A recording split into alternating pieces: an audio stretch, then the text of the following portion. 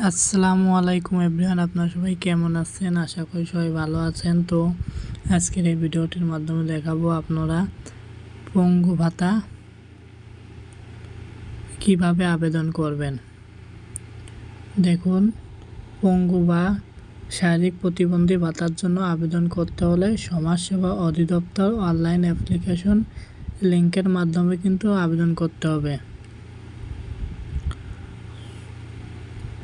আবেদনের জন্য সমাজসেবা অধিদপ্তর কর্তৃক ইস্যুকৃত সুবর্ণ নাগরিক কার্ড, জাতীয় পরিচয়পত্র বা জন্ম নিবন্ধন সনদ এবং একটি সচল মোবাইল নম্বর বাধ্যতামূলক থাকবে।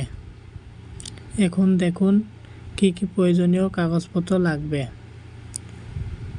পঙ্গু ভাতা আবেদন জন্য সুবর্ণ নাগরিক কার্ড। প্রতিবন্ধী ভাতা আবেদনের পূর্বে সমাজসেবা অফিস বা ইউনিয়ন পরিষদের মাধ্যমে সুবর্ণ নাগরিক নিবন্ধন সম্পন্ন করে কার্ড বা নম্বর সংগ্রহ করতে হবে।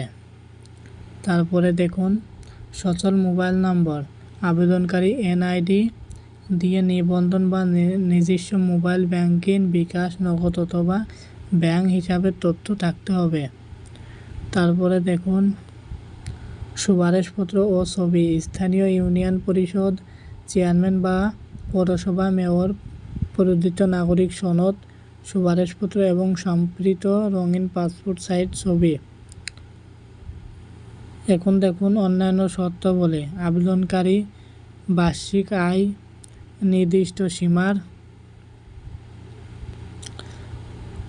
অসচ্ছলা নিচে হতে হবে এবং অন্যান্য কোনো সরকারি সামাজিক নিরাপত্তা কর্মসূচি নিয়মিত সুবিধাভোগী হওয়া যাবে না। অর্থাৎ কোনো সরকারি কর্মচারী কিন্তু সেই পরিবারে থাকলে তারা আবেদন করতে পারবে না। এবং কিন্তু আবেদনের সময় কিন্তু সচল একটা মোবাইল নাম্বার দিতে হবে এবং নাগরিক কার্ড কিন্তু অবশ্যই তার থাকতে হবে। নাগরিক কার্ড না থাকলে কিন্তু হবে না। এই সকল ডকুমেন্টস নিয়ে আপনারা অবশ্যই সমাজসেবা অধিদপ্তরে যোগাযোগ করবেন।